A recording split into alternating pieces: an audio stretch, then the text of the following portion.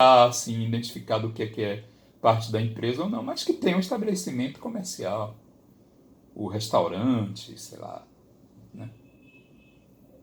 Quem é que pode ser dono de um restaurante? É um empresário, o cara tem que estar registrado na junta comercial.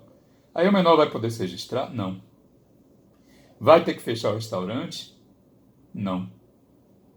A solução é qual? É a que fala o parágrafo 1º. Nos casos desse artigo precederá autorização judicial. Você acompanha aí o artigo 974, parágrafo 1º. Podem abrir nos seus computadores, celulares, tabletes. Ou, se alguém tiver, no livro, né? Compêndio. Precederá a autorização judicial após exame das circunstâncias e riscos da empresa, bem como da conveniência em continuá-la, podendo a autorização ser revogada pelo juiz, ouvidos os pais, tutores ou representantes legais do menor ou do interdito, sem prejuízo dos direitos adquiridos por terceiros. Não ficam sujeitos ao resultado das empresas, bens que o incapaz já possuía.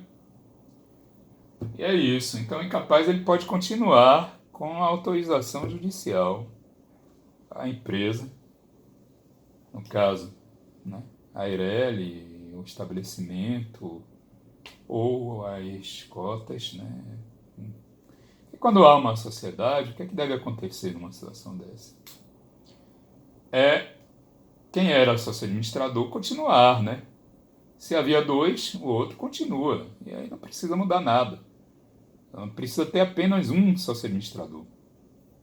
Então, se os dois eram, o menor, a princípio, pode apenas herdar, né, as cotas, faz a mudança, a alteração no contrato social, conforme a vara judicial, para dispor que o menor ele vai continuar como sócio cotista, que não é o administrador. Então, quem é que é o empresário mesmo, né? Quem é que está exercendo a atividade empresarial? É aquele administrador que pode ser o sócio remanescente que seja capaz, maior de idade e tudo. Não é isso?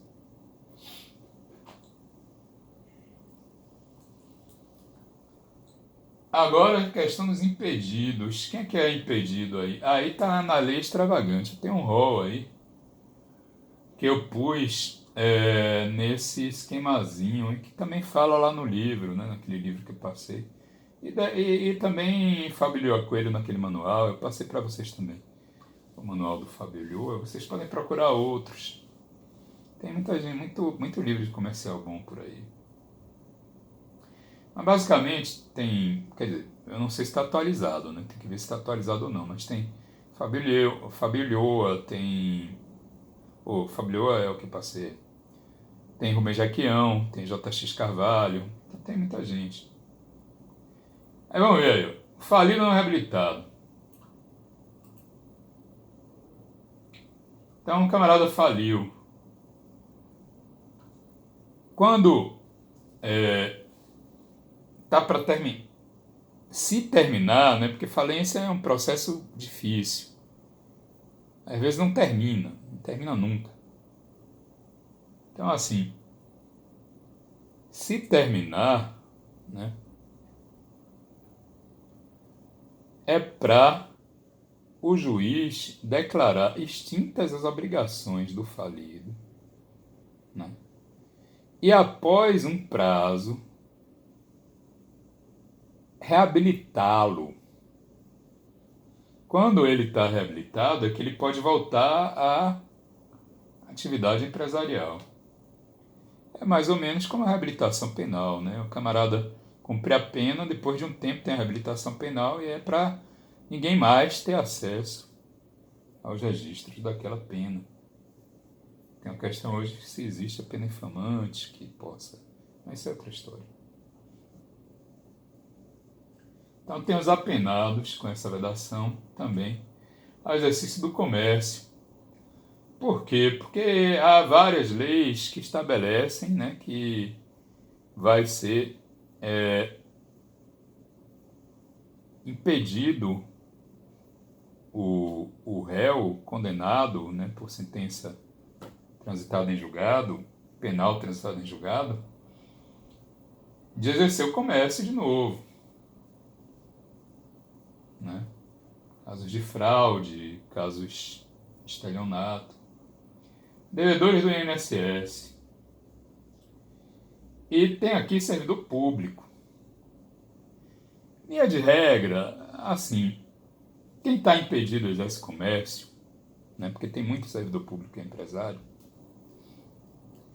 quem está impedido e exerce o comércio, a princípio, não está sujeito a uma sanção por parte da junta comercial. A junta comercial não vai chegar de ofício, é difícil ela cassar o registro do empresário, entendeu? Os atos dele vão valer. Ele não vai poder alegar que era impedido para se eximir de alguma obrigação, de jeito nenhum. Agora, o que é que pode ocorrer? É a responsabilidade funcional, entendeu? No meu caso mesmo, que eu sou advogado da União, eu sei assim, outros servidores não. Camarada, por exemplo, sei lá, agrônomo da CEPLAC, ganha bem, pode ganhar até mais que eu. Não ganha tanto assim. Será? Então vamos dizer, o cara ganha bem e tal, né? Mas a atividade dele de agrônomo não tem a ver, não traz assim, não é assim aquela atividade que possa ser posta em risco, entendeu? É diferente de quem mexe com obrigações, com valores, com que tem a possibilidades, né, de, sei lá, de se corromper. Então, no meu caso, por exemplo, eles acham que, sei lá, eu estou numa atividade, né, tem uma corregedoria e tal. Estou numa atividade sensível. Aí de vez em quando eles fazem um cruzamento. Se virem que eu estou inscrito, registrado, né, constando em algum ato como empresário, eles me chamam e eu posso ser responsabilizado civilmente. Não é isso? Civilmente, melhor dizendo, funcionalmente. Pode dar até demissão. Eventualmente dá um prazo para o servidor, né? Até a autoridade, o juiz também não pode chegar e se retirar da atividade empresarial, cancelar o seu registro e tal, passar para outra pessoa. Se não fizer isso, aí pode ser demitido. Aqui ainda fala, só na condição de cotista ou acionista. Acionista é normal, né? Todo mundo pode comprar ações de empresa e tal. Ou então a condição de cotista, ou seja, não é aquela coisa, não é como estou falando, é que não exerce atividade empresarial. Um cotista é quem? É quem está numa sociedade limitada, por exemplo, mas não, na verdade, ou é a anônima ou a limitada, né? São esses dois tipos básicos. Tem outras previsões, a comandita está lá ainda em nome coletivo, mas ninguém usa. Então, assim, ou na limitada pode ser apenas cotista, tá? Não pode, não é isso? Só ser cotista pode, não pode ser administrador. Parlamentar federal e aí também estadual, municipal, por paralelismo, né? Não podem aqui, como está falando, proprietários, controladores ou diretores de empresa que goze de favor decorrente de contrato com pessoa jurídica de direito público.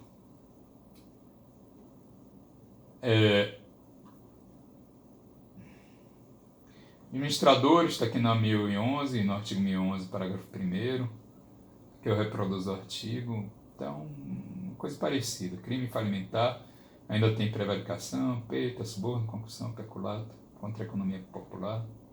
Não podem ser administradores, né? Como eu falei, no efeito, se houver essa infração, né, o impedido exerça comércio, a atividade não vai ser responsável, vai valer. Questão também aparece muito em concurso e tal, é quanto ao empresário casado, tá? A Lei 8934 de 94, deixa eu até conferir, viu? Porque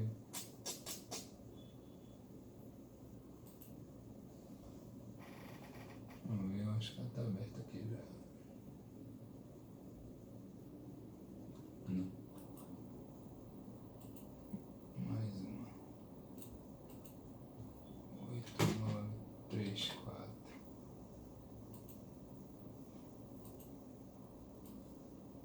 Então, a Lei 8934, artigo 35, conferir, viu? Porque muita coisa muda, ó. Você vê como tá toda arriscadinha a lei, toda hora querem mudar, querem melhorar e tal. Estou melhorando desde que eu me entendo por gente e não adianta. Tem umas coisas curiosas, tem umas coisas complicadas, umas coisas difíceis.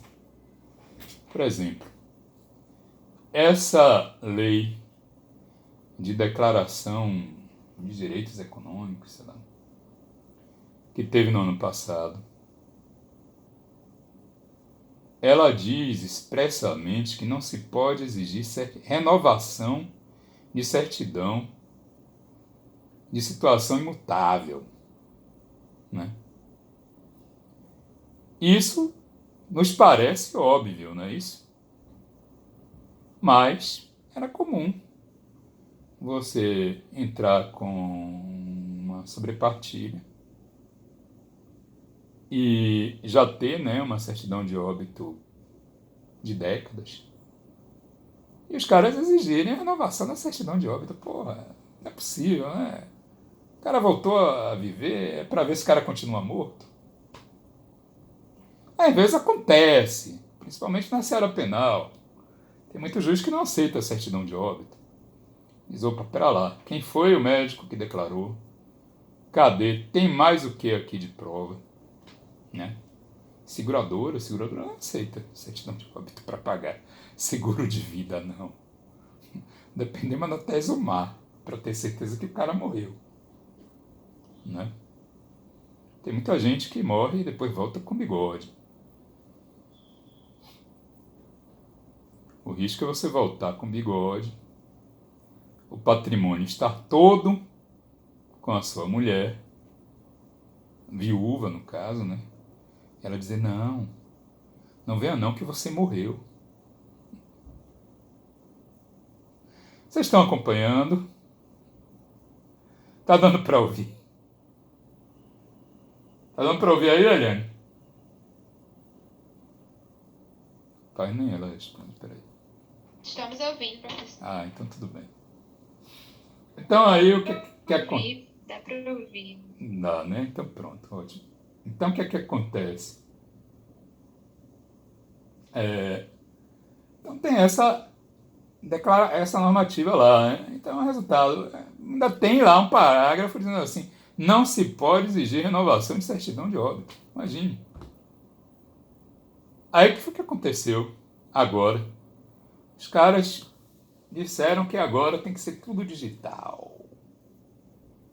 Então tem que ter o sinal digital, tem que ter a chave digital. O resultado, você vai pegar e junta a sua certidão de óbito de 10, 20 anos aí, lá com o selinho de autenticação, se for cópia. E o cara fala, não, mas agora tem que ser digital, tem que ir pro cartório, porque já era um jeito de renovar, de pedir a renovação de qualquer jeito, né? O Brasil, ele não é para iniciantes, ele não é para quem está com ele, não é para iniciante, ele não é para quem não toma chá de camomila, entendeu? Tem que ter muita paciência. Então aí, ó, situação do empresário casado, né? Aí, em primeiro lugar, artigo 977, sim, aliás, aí, ó, o 35 que eu estava vendo aqui, né? Não podem ser arquivados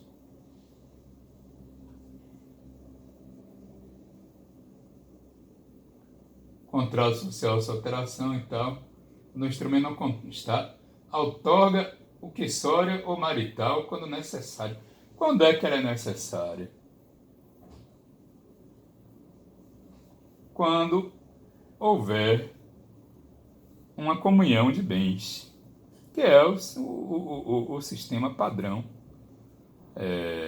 dos casamentos, para poder ter certeza que, em sendo um deles comerciante, aquele bem lá ele não vai ter que ser ter o seu produto dividido em caso de alienação judicial. Que é isso que ocorre, né? Era a normativa do Código de Processo 73 e agora do atual.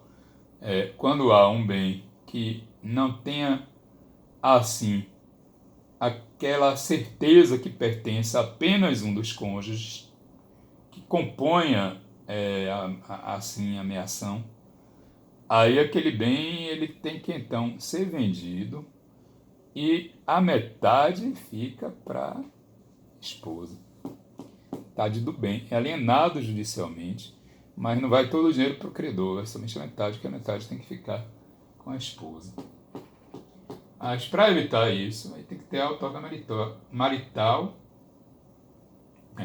ou uxória, né? Marital é do homem e uxória da mulher.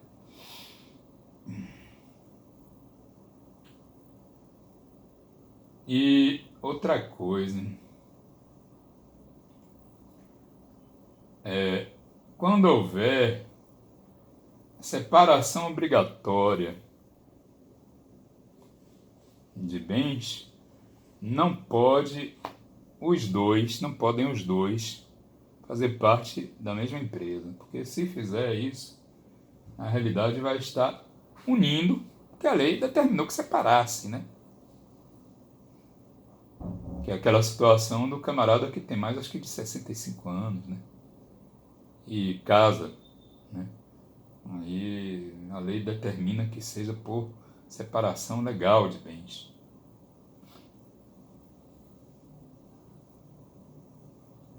De resto, tem que arquivar tudo quanto é elemento que tem, tipo pacto, né? Pacto, declaração nupcial, se estiver bem comunicável, inalienável. Isso quando for empresário individual, né? Quando for para criar uma empresa é menos mal, porque aí tá dado o valor, tá dado o bem, tá assim, saído esse bem assim, esse valor saiu do patrimônio, tem que ver se tem a ver com a esposa, não tem. Então esses casos são só para o empresário individual e que não tenha constituído a Eireli, né? A empresa individual ela tem o seu patrimônio próprio e tal, a parte.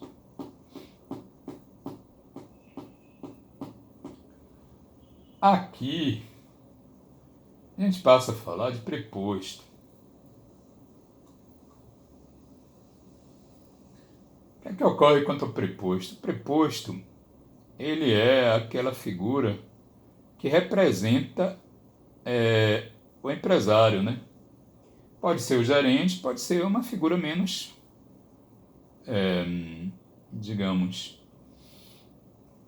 graduada. Pode ser só um vendedor. O preposto, ele vai estar assim com alguma atribuição, algum poder, né, que o administrador, o empresário teria, como de vender, alienar o estoque, vender o estoque, né? Então, aí, essa é a responsabilidade dele. O que é que acontece? Se ele agir com culpa, se quebrar alguma coisa, sei lá, aí só responde perante o preponente, quer dizer, o empresário. Agora, se agir com dolo, aí ele vai responder, inclusive, perante terceiros, né? Quando ele teve a intenção de fraudar, aí ele vai responder, inclusive, perante o terceiro, e não vai ser assim. O terceiro vai agir contra a empresa, que vai agir contra ele, pode agir diretamente contra o preposto. A responsabilidade é presumida dentro do estabelecimento, né? Sendo que fora do estabelecimento é conforme a documentação que apresente o que ele receber a princípio ele está dando quitação, né? Vamos ver aqui, 1171.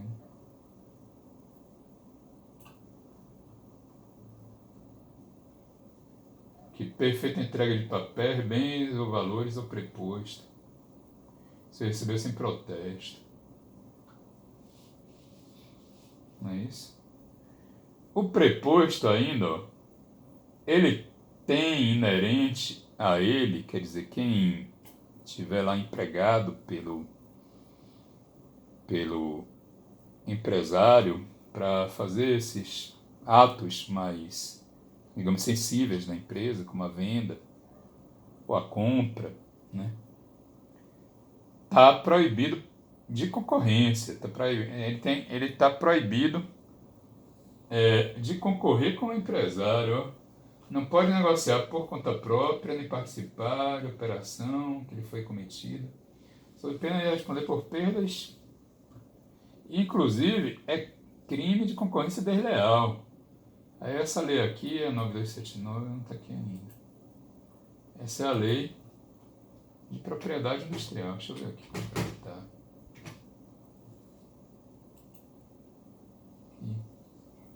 Artigo 195, já é dos crimes, ó. Inciso 11.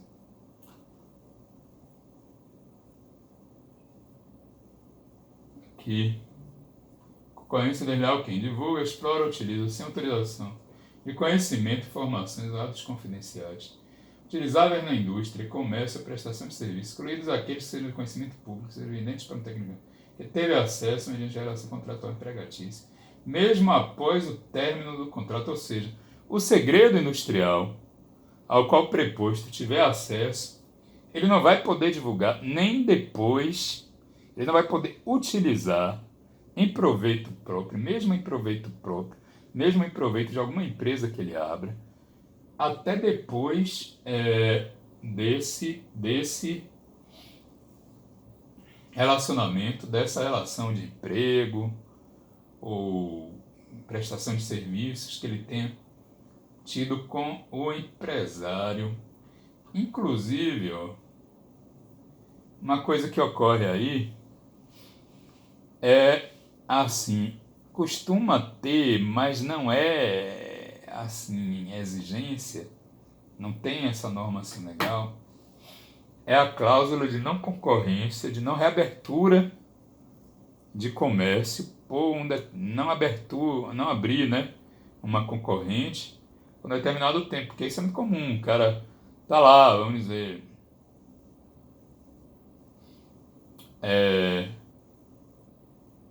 digamos assim, comprando cacau, né?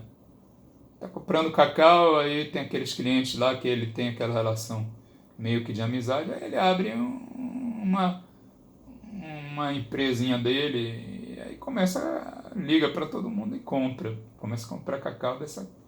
Não é proibido, entendeu?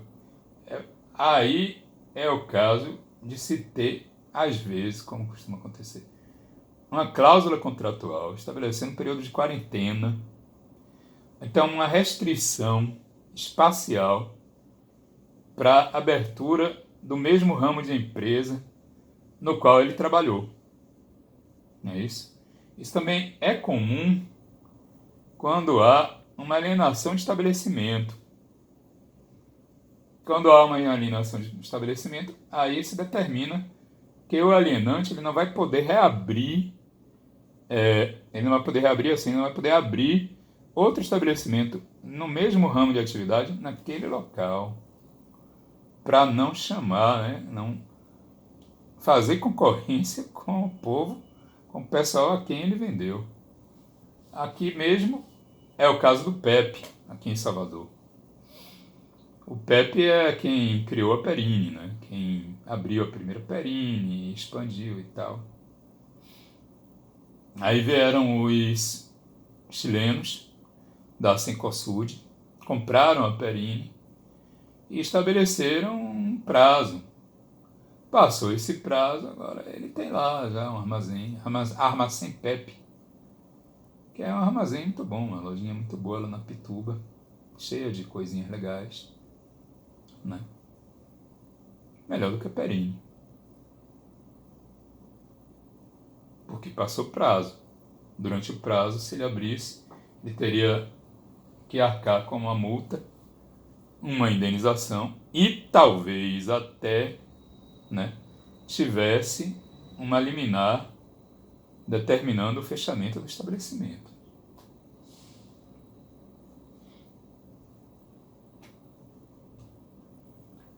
O gerente é um preposto especial, né? Tem os poderes especiais, agora que, assim, se não for o do comércio diuturno, da atividade empresarial diuturna, o que é isso? É aquela que tem a ver com a atividade fim da empresa, comprar, vender e tal, né? Os insumos, vender produto acabado, ou comprar no atacado para vender no varejo, isso aí é normal. Agora, para poder, por exemplo, vender um bem que faça parte do ativo permanente, imóveis, veículos e tal, aí pode dele ser exigido um poder especial. Teria que então estar essa determinação em contrato, em carteira de trabalho, né? Que é carteira de trabalho, lógico, né? Onde se põem as cláusulas, quando poucas, do contrato de trabalho. Agora, quando tem algum limite, como por exemplo acima de determinado valor e tal, aí tem que registrar. E além de registrar, logicamente, convém dar conhecimento expresso a quem negociar. Olha, fulano é até tanto, viu? Que pode pegar de crédito, que pode comprar aí com você. Acima disso, só o empresário, o dono mesmo. Se ele praticar algum ato em nome próprio, como é que é o nome disso em direito civil? É a chamada gestão de negócios, né?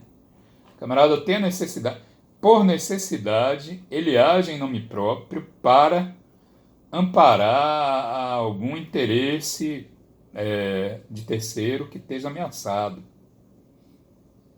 Então, quem age em nome próprio, se ele agir em nome próprio, ele pode cobrar depois a despesa em razão dessa, em razão dessa necessidade premente que ele teve aí de socorrer, de evitar algum prejuízo maior. E ainda, ele pode ser demandado, em sendo demandado, aí é a chamada nomeação autoria, né? Se ele for demandado ele mesmo por alguma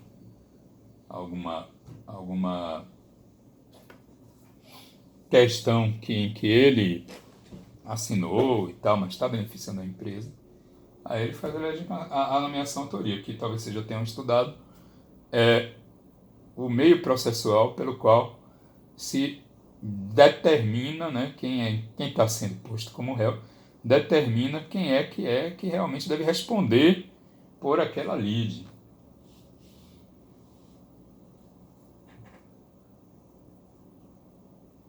Outra figura que também fala o Código Civil é o contabilista. O Código Civil vai falar em contabilista, agora o pessoal reta, viu? Queria que chame de contador, né? Contabilista seria o técnico, quem teve formação técnica em contabilidade, não o graduado, né? O graduado com diploma universitário. Tem que ter, que diz que a empresa tem que ter, né? Pode ser, se não tiver nenhum, paciência, pode ser um técnico, e tem que ter a inscrição no Conselho Regional de Contabilidade.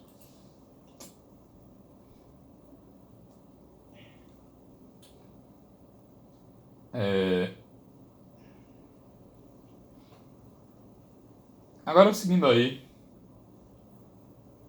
o que é obrigação do empresário? Registro e escrituração, né? Ele tem que ou se registrar, se for individual, ou registrar um ato constitutivo, que é aquela constituição da sociedade, que a gente vai ver aí que o que se fala por sociedade tem duas exceções. Ou é o contrato, né? ou é a pessoa jurídica. E aí tem aquela dúvida de quando é que surge a pessoa jurídica. Sendo que a lei já cria efeitos, possibilita efeitos próprios da personalidade jurídica, antes mesmo do registro, como na possibilidade de contratar empregado em nome da pessoa jurídica, como em tendo contato, né, com alguém que conheça o contrato, todos os sócios estarão assim responsáveis, ainda que subsidiariamente, até o momento que registre. Quando registra, se falar que é uma limitada, aí pronto. A responsabilidade que foi restrita ao valor das cotas subscritas. Cada um diz que entregar, né? Isso quer dizer subscrito para a sociedade. Então, assim, tem que ter registro, né? O principal.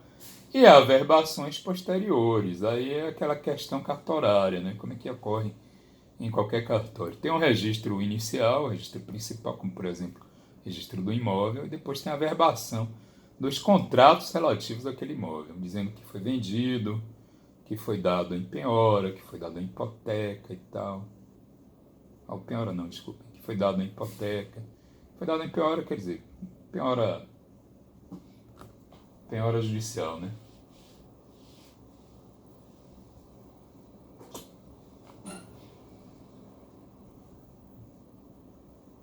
Aí assim, quem vai falar do registro público é essa lei, a Lei 8934 de 94. Ela que vai estabelecer aqui, dispõe sobre o registro público de empresas mercantis e atividades afins. Olha, assim, há mais tempo atrás, o pessoal estudava a situação de outros auxiliares do comércio, que seriam os armazéns gerais, com quem se faz o contrato de depósito, né? Os trapiches, que seriam armazéns gerais destinados a produtos que vão para o porto. Os leiloeiros, os tradutores. Mas hoje em dia não. O pessoal, se estudar, é porque está fazendo uma prova meio específica para isso. Aí deixou de estar assim sendo estudado nessa parte geral, né? De modo assim, ó.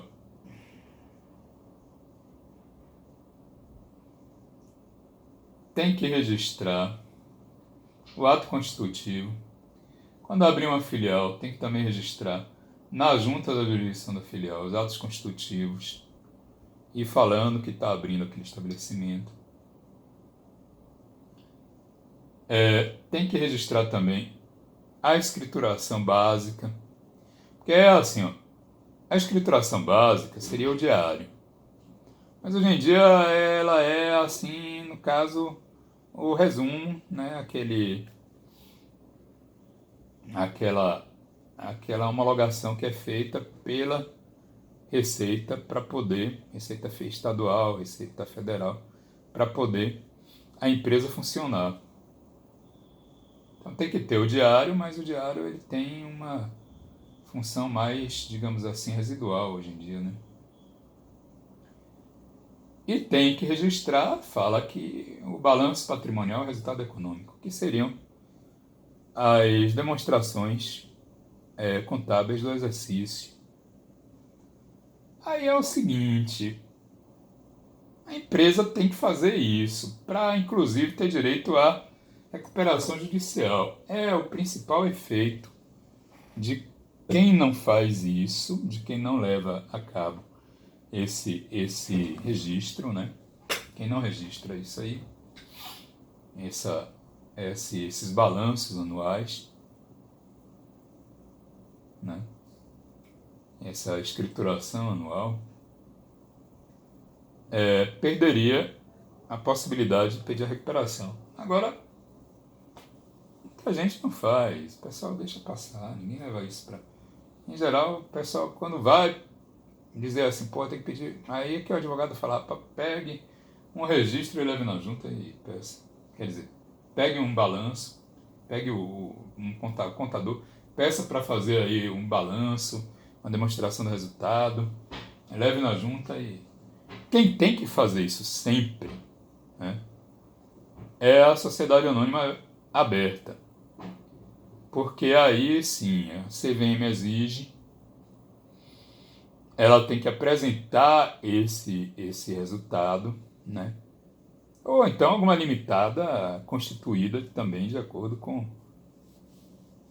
Aí tem que fazer, né, que tenha uma exigência dos próprios sócios, forem muitos sócios e tal, muito sócio cotista, né? Aí os administradores têm que pedir, tem que ter uma equipe, um contador, uma equipe que faça esse levantamento, né, patrimonial. Que aí é o seguinte, basicamente são duas contas, ou dois conjuntos de conta, né? Vou pegar aqui. Não tem papel. Você tem, ó,